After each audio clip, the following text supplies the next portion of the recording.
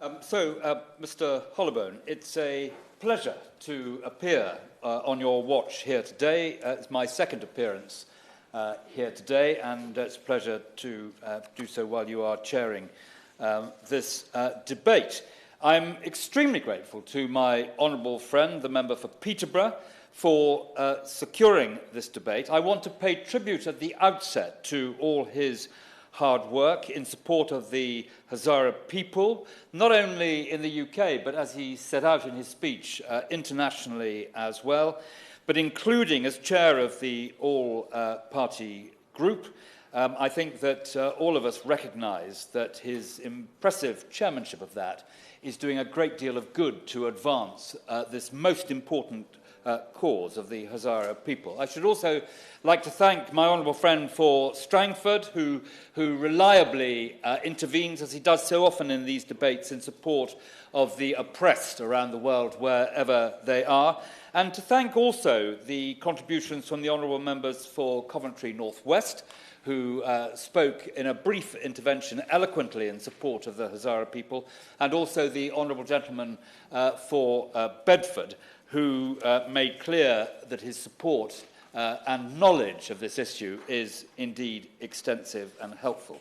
I will try to respond to all the points raised during the course of this debate. And I start with the current situation, Mr. Hollowbone. The overwhelming Shia Hazara people make up around 10% of the Afghan population, and they are overwhelmingly Shia. They have historically been one of the country's most persecuted groups, and they have faced continued repression under the Taliban.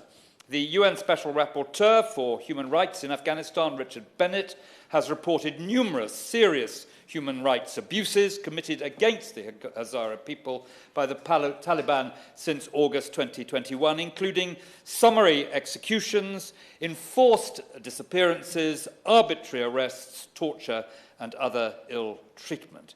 He has documented how Hazaras have been forcibly evicted and have had their land expropriated, often with only a few days' notice. And in September 2021 alone, at least 2,800 Hazara residents were forcibly displaced from 15 villages in Daikundi and Uruzgan provinces, and community representatives were arrested when they called for an investigation.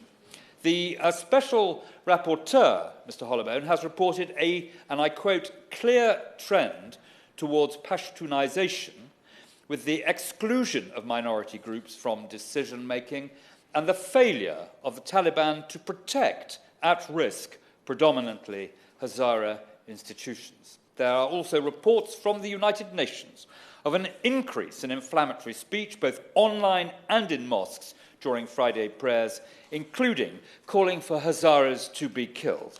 The Hazara people have suffered a series of deadly attacks by Daesh and other terrorist groups, including the horrific attack on the Kaj Educational Centre last year, which killed dozens of young people and was outrightly condemned by my noble friend, the Minister for South Asia. The Taliban responded by expelling Hazara students from universities for planning protests against the attacks on their community. The Taliban have a duty to protect the whole population of Afghanistan for as long as they are in power. Yet they are often the greatest source of the repression, and the UK government and members across the House condemn them utterly for that. Now, I turn now, Mr. Hollowbone, to the action that the UK government is taking. The government closely monitors the human rights situation in Afghanistan, and we work with our allies to press the Taliban to respect the rights of all Afghans and to protect Hazaras and other minority groups from terrorist attacks.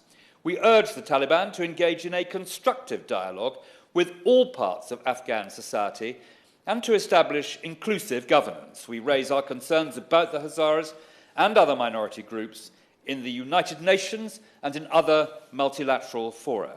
And in March, we worked with the Security Council to renew the mandate of the United Nations Assistance Mission in Afghanistan and call for inclusive governance with meaningful participation of minorities. We are also working closely with international partners to ensure credible human rights monitoring and accountability mechanisms are in place. In October, we co-sponsored a Human Rights Council resolution to extend the mandate of the United Nations Special Rapporteur, and we are working with the international community to respond to the recommendations he made to the Council in his February report. The Hazara inquiry and report, to which I now refer, and where my honourable friend took part in the cross-party Hazara inquiry, and we are grateful to him and his colleagues for their report, it has done much to raise awareness of the plight of Hazaras in Afghanistan. And in line with the report's recommendations, we continue to monitor and document discrimination and abuses against Hazaras, both through the United Nations and other institutions and through our own programme work. We have discussed aid distribution with our partners. The UN World Food Programme have told us there is no evidence of systematic discrimination against Hazara people in aid distribution, but we will, of course, continue to monitor the situation. We continue to consider the other report recommendations and to discuss the most effective course of action with our international partners. Ministers and officials engage regularly with a range of Afghans, including Hazaras, to ensure our policy and programming reflect the needs of the entire population. Our most recent contact with Hazara groups was between officials and representatives from the Hazara National Congress on the 24th of May. My noble friend, the Minister for South Asia, last met UK-based Hazara groups in December, and we will continue to engage with the Hazara diaspora.